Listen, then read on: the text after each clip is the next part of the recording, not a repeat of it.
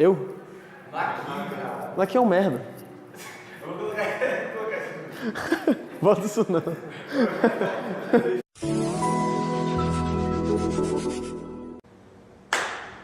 Boa tarde, pessoal. Aqui é o Guilherme Lobo, do segundo ano A. E hoje eu vou dar aula para vocês de reflexão da luz e espelhos planos. Também de associação de espelhos planos. Bem, vamos começar hoje, agora, por reflexão da luz. Nosso primeiro conteúdo. Basicamente, o que é reflexão da luz? A reflexão da luz é quando... A lâmpada. Merda. Reflexão da luz é quando um raio de luz incide sobre o meio e reflete ao seu mesmo meio de origem. Então, portanto, isso é reflexão da luz. Há algumas leis da reflexão da luz. Basicamente, a primeira lei da reflexão da luz diz que o ângulo de incidência é igual ao ângulo de reflexão. E a segunda lei indica que o raio incidente e a reta normal são coplanares. Relembrando que a reta normal ela é perpendicular ao meio.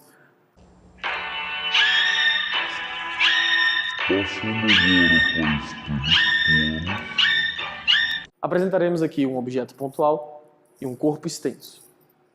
Nessa primeira situação do objeto pontual, para traçar a imagem deste objeto, que chamamos de a imagem chamada A', você precisa traçar duas retas apenas. Uma reta que incida a 0 grau no espelho e reflita de volta ao objeto A, e uma que incida em qualquer outro ponto do espelho diferente deste mesmo que você já incidiu. Portanto, o que você vai fazer? O ponto A', denominada imagem, no espelho plano, é uma imagem virtual, ou seja, ela se forma através da convergência dos raios projetados atrás do espelho. Com isso, você tem apenas que, como eu falei, incidir dois raios e fazer o prolongamento e achar a imagem deles. Onde eles se cruzarem será exatamente o ponto da imagem. Outra observação que vale também fazer é a distância do objeto A até o espelho é igual à distância da imagem A' ao espelho. Partindo agora para espelhos planos, imagens de espelhos planos em um corpo extenso, basicamente segue a mesma lógica do objeto pontual, sendo que você vai ter que fazer esse procedimento duas vezes, um para cada ponta do corpo extenso. Então você simplesmente traça os raios a 0 grau, traça outros raios que você queira e forma o prolongamento desses raios. Observe que a imagem no espelho plano ela é direita ou direta, ou seja, significa que não há inversão de imagem. Porém, ela é virtual, então ela se forma atrás do espelho. Outra observação também que vale fazermos é que a altura, o tamanho da imagem é o mesmo. A imagem não se distorce em um espelho plano. Falando agora de associação de espelhos planos. Temos uma associação de espelhos planos quando associamos espelhos planos. Não me diga! Merda, redundância. Bom, falando agora sobre a associação de espelhos planos. Temos uma associação de espelhos planos quando dois espelhos formam um ângulo alfa que seja maior ou igual a 0 e menor que 180. Temos também, na associação dos espelhos planos, o plano bissetor deste ângulo alfa em azul. Aqui temos uma fórmula empírica que nos mostra a quantidade de imagens que se forma a partir do ângulo que é feito entre os espelhos planos. Temos também a restrição de que 360 sobre alfa pertence aos naturais. Portanto, alfa tem que ser um ângulo inteiro. Temos aqui algumas observações a serem feitas. Caso 360 sobre alfa seja par, o objeto pode ser posicionado em qualquer uma dessas posições aqui na associação de espelhos. Caso a razão 360 sobre alfa seja ímpar, o objeto somente pode ser posicionado no plano bissetor de alfa, ou seja, neste tracejado verde aqui.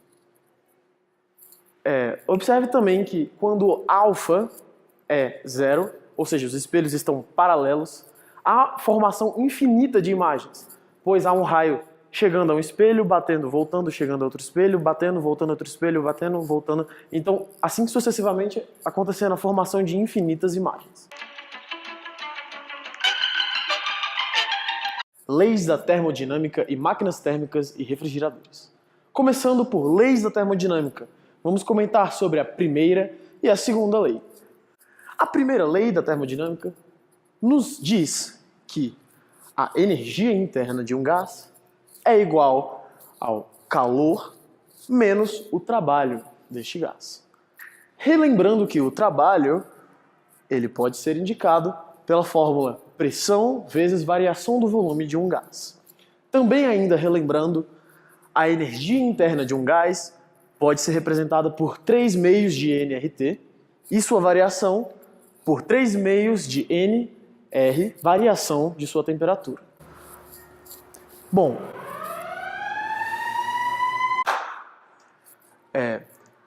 nesta lei podemos concluir muitas coisas a respeito do volume, a respeito do calor e a respeito do próprio trabalho que o gás realiza ou é realizado sobre ele. Bom, se o calor ele é positivo, temos que o gás recebe calor do meio. E se ele for negativo, concluímos que o gás cede calor ao meio.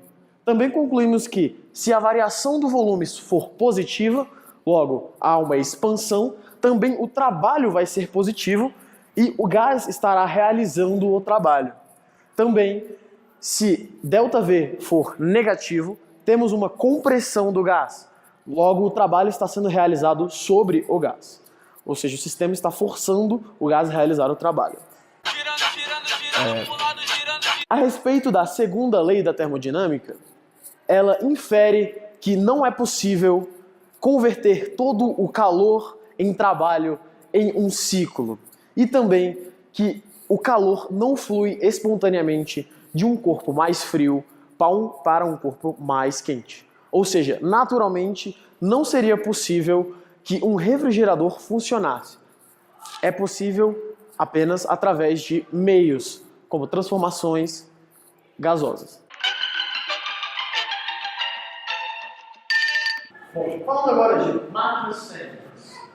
Máquina térmica é uma máquina que consiste em aproveitar o calor recebido para transformá-lo ao máximo em trabalho. Isto é, transformar a energia térmica em energia mecânica.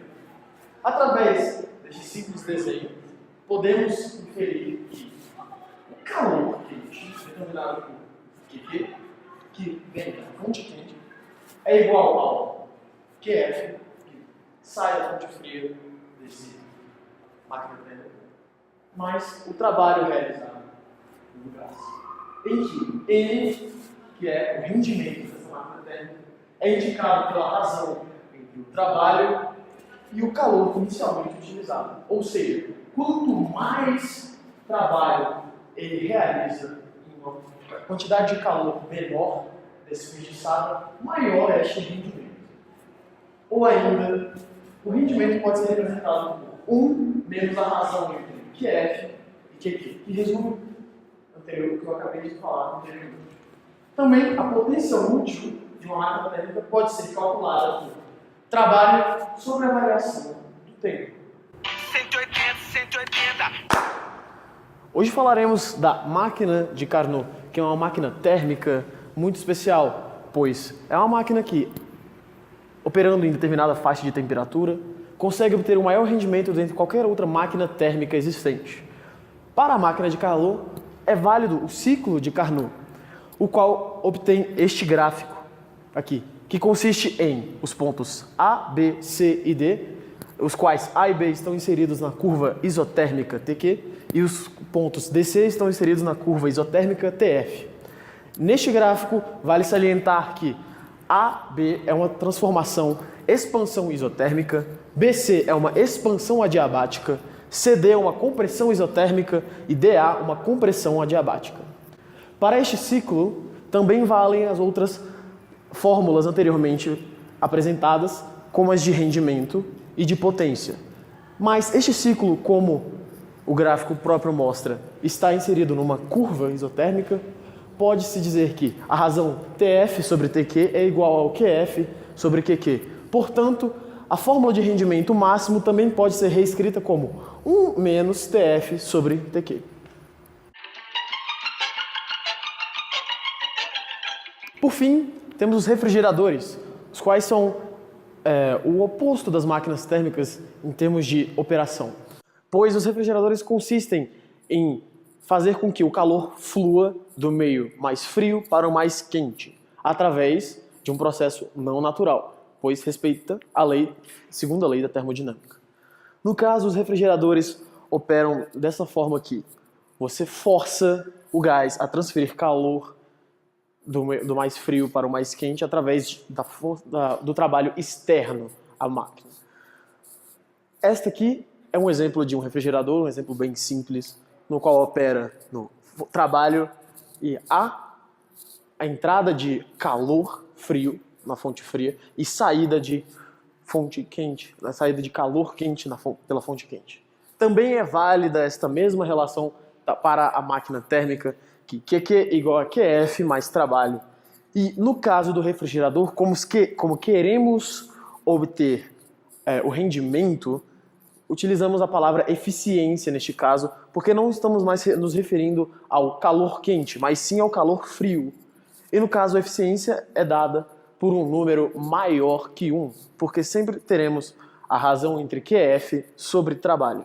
Essa foi nossa aula de termodinâmica. Muito obrigado, pessoal, e até a próxima. Só de termodinâmica?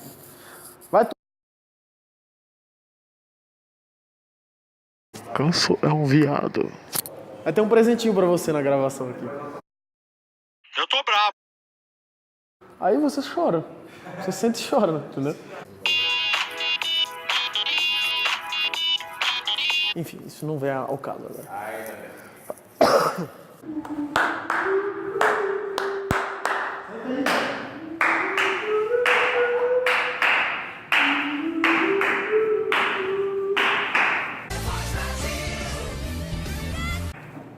Tá bom. Vamos começar? Isso aí vai pra gravação, viu? Will not do the gravação e aí me diz.